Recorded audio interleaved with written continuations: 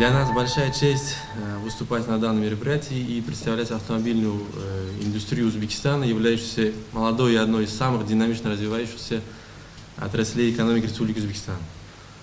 В составе нашей делегации я бы хотел отметить участников Тылаева Джахангира Дильшодовича. Он является управляющим директором по продажам и автосервисе компании JM Узбекистан, представитель Узавтосанат Алимов Санджар Улубекович и Сайдахмедов Акималь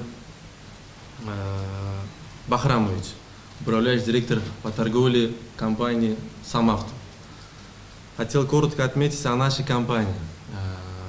Наша компания была создана в 1996 году, и свою отрасль оно сильно развивается именно в части производства легковых машин, автобусов, грузовых и навесной прицепной техники. В наш состав входит 4 крупных компании. Это JM Узбекистан, Самавто, Манавто Узбекистан и Узавтотрейлер. Акционерное общество JM Узбекистан входит бренд Равон, и на внутреннем рынке под брендом Chevrolet они производят легковые автомобили.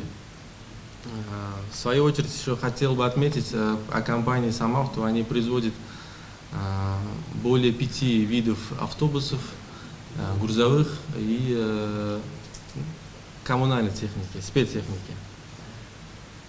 И в нашу компанию входит более 40 предприятий локализации, которые именно для производства этих же легковых автомобилей осваивают автокомпоненты